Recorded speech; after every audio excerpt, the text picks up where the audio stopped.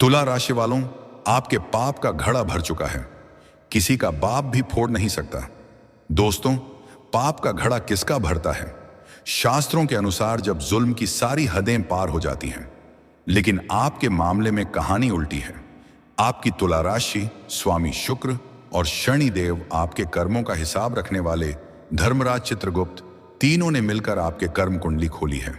और उन्होंने पाया कि आपका घड़ा आपके पापों से नहीं बल्कि आपके पुण्य कर्मों से लबालब भर चुका है, जिसे दुनिया ने हमेशा आपका पाप समझा। आपका पाप यह था कि आपने खुद भूखे रहकर दूसरों को खिलाया। आपका पाप यह था कि आपने धोखा खाकर भी किसी का बुरा नहीं चाहा। आपका पाप यह था कि आपने हर जुल्म चुपचाप सह लिया। और अब ब्रह्मांड ने फैसला किया है कि आपके इन्हीं पापों का घड़ा एक ऐसा अक्षय पुण्य कलश बन चुका है जो अब कभी खाली नहीं होगा और जिसे कोई तोड़ नहीं पाएगा। यह इतनी बड़ी खुशखबरी इसीलिए है क्योंकि यह घड़ा आपके जीवन के 3 सबसे बड़े अभावों को हमेशा के लिए भरने वाला है। सबसे पहले आपके पैसे का अभाव। इस घड़ी से अब दौलत की ऐसी धारा बहेगी जो कभी सूखेगी नहीं। आपके सारे कर्ज, आपकी सारी मजबूरियां इस धारा में बह जाएंगी। आपके पास इतना धन आएगा कि आप ना सिर्फ अपनी बल्कि अपने पूरे खानदान की गरीबी को मिटा देंगे। यह दौलत आपसे कोई छीन नहीं सकता क्योंकि यह आपके पुण्य की कमाई है।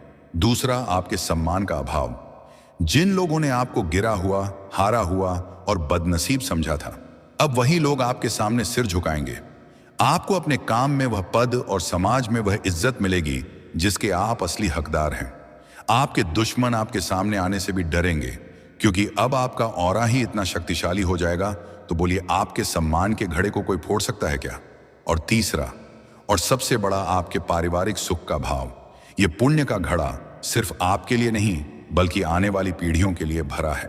आपके बच्चों को वह सफलता मिलेगी जो आपको कभी नहीं मिली। आपके घर में वह शांति और प्रेम होगा जिसके लिए आप हमेशा तरसते रहे। आपका खानदान अब आपके नाम से जाना जाएगा। जब कर्मों का फल इतना मीठा है कि वह पीढ़ियों की किस्मत बदल दे तो उसे कोई कैसे तोड़ सकता है?